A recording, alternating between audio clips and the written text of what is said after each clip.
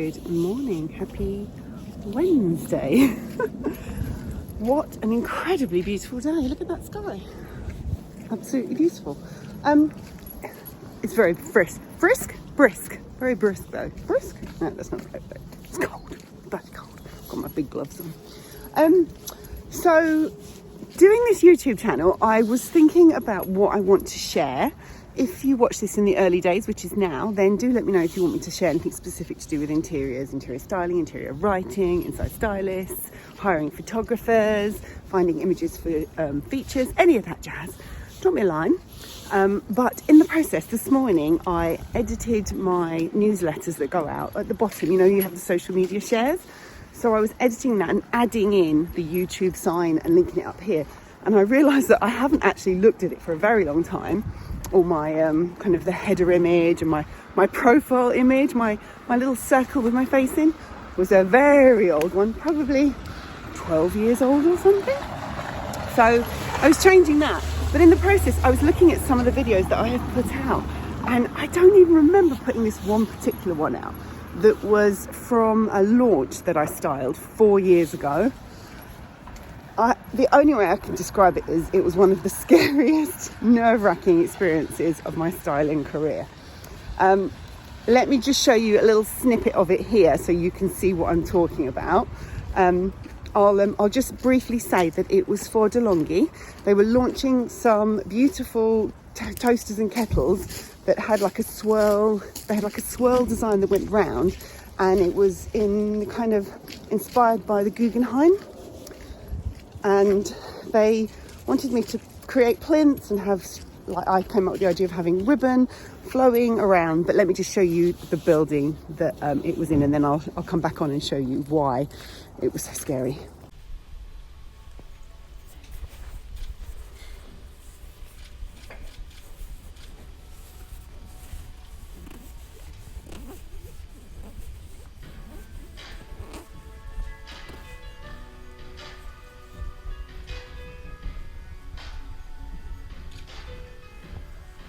So that was at the Avolta building at the Queen Elizabeth Park where the Olympics were in London.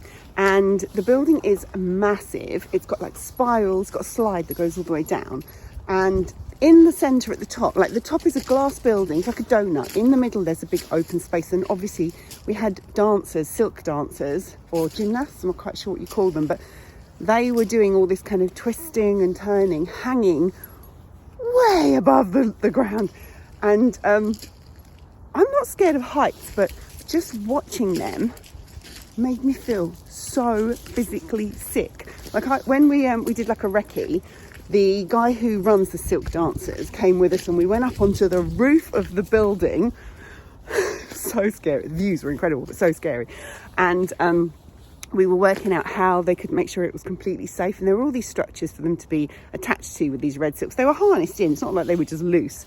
But just to be dangling that high, really, really scary. Now, that aside, what my job was to kind of have this big reveal.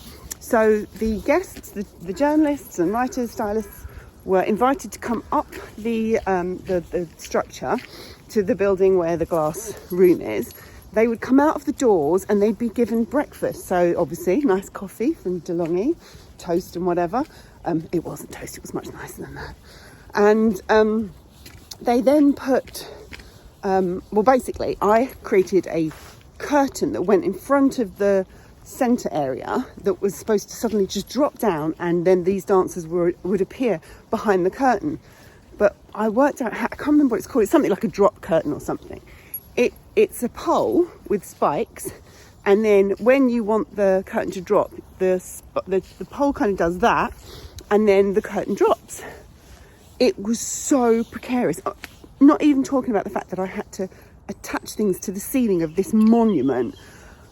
It was just so scary. I just remember at one point, one of the clients came up and started talking to me. I was up a ladder trying to get this thing in place at like 6 a.m. And I said, it's really not a good idea to talk to me right now. I was like so serious.